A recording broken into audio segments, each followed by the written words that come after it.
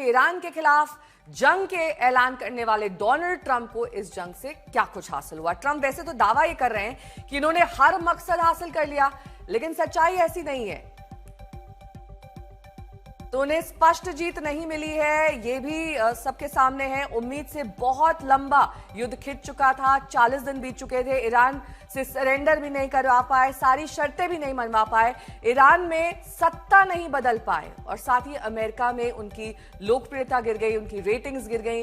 ये तमाम चीजें उनके हक में नहीं गई। नेतन्याहू के ट्रैप में फंसने का आरोप भी उन पर लगा, और साथ ही मध्य पूर्व के साथी देश युद्ध में जल गए। नाटो में भी बिखरा हुआ, जिनका सहयोग उन्हें हासिल नहीं हुआ। हॉर्मुज में मदद को कोई नहीं आया, हॉर्मुज बंद ही रहा उन तमाम देशों के लिए जो युद्ध में शामिल थे ईरान के खिलाफ, और उन्हें स्पष्ट जीत नहीं मिली। अब आपको इसी से जुड़ी एक रिपोर्ट दिखाते हैं।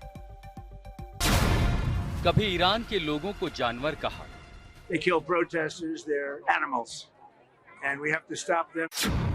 कभी ईरान को गाली दी। Yesterday in your Truth Social, you called the Iranians crazy. True. What is your response to critics who say that I don't care about critics.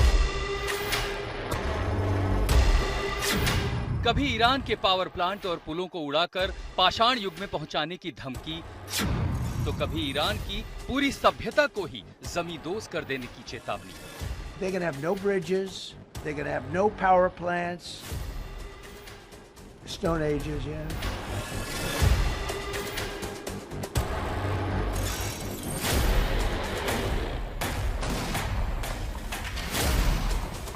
पिछले 39 दिन से अमेरिकी राष्ट्रपति डोनाल्ड ट्रंप एक बेकाबू राष्ट्राध्यक्ष की तरह दुनिया के सामने नजर आए। वो सार्वजनिक शिष्टाचार के साथ कूटनीति और युद्ध के हर नियमों की धज्जियां उड़ाते नजर आए। 28 फरवरी को जब नेतन्याहू के साथ मिलकर ट्रंप ने ईरान के खिलाफ जंग का ऐलान किया, तो पहले ही हमले में ईरान के सर्वोच्च नेता आयतुल्लाह खामनेई का खात्मा कर दिया। 39 दिन की जंग में ईरान के टॉप नेताओं और सैन्य नेतृत्व का खात्मा कर दिया। यानी वो खामनेई जो ट्रंप को चुभ रहे थे, उन्हें पहले ही दिन रास्ते से हटा दिया। फिर भी ईरान में अपनी पसंद के मोहरे को वहां की सत्ता में नहीं बिठा सके, क्योंकि युद्ध के उन्माद में उन्होंने कोई विकल्प ही नहीं रहने दिया। ईरान के परमाणु कार्यक्रम को ट्रंप ने जंग छेड़ने की एक बड़ी वजह बताया था, लेकिन आज तक इसका प्रमाण सामने नहीं आया। They killed 45,000 people in the last month. More than that. I think it could be as much as 60.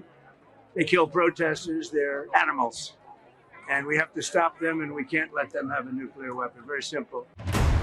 न कोई तथ्य न प्रमाण, फिर भी ईरान में स्कूलों को उड़ाकर मासूम बच्चों के खून से हाथ रंग लिए। ईरान के सबसे बड़े पुल को बम से उड़ा दिया। ईरान के हथियार डिपो उड़ा दिए। युद्ध के 39 दिनों में ईरान में अमेरिकी सेना के 10,000 से अधिक लड़ाकू विमानों ने उड़ानें भरी और 13,000 से ज्यादा टारगेट पर हमला किया। अमेरिका और इजराइल के हर उस ढांचे पर चोट जहां से ईरान को ताकत मिलती थी, लेकिन इतना सब करके भी वो ईरान से सरेंडर नहीं करवा पाए।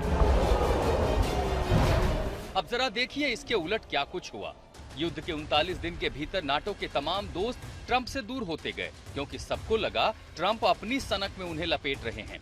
अमेरिका में उनकी लोकप्रियता बुरी तरह नीचे गिरती चली गई। हालात ऐसे हुए कि ट्रंप पर नेतन्याहू के ट्रैप में फंसकर जंग छेड़ने का आरोप लगा। खेल तब और बिगड़ गया जब ईरान ने युद्ध को मध्य पूर्व के उन देशों में भी फैला दिया जो अमेरिका के दोस्त देश हैं। रही सही कसर हॉर्मुज के बंद होने से तेल और गैस संकट ने पूरी कर दी। यानी परसेप्शन के नजरिए से ट्रंप के लिए युद्ध का दांव नाकाम साबित हुआ। हालांकि ट्रंप अब भी यही कह रहे हैं कि वो सभी लक्ष्य हासिल कर चुके हैं। आज तक ब्यूरो।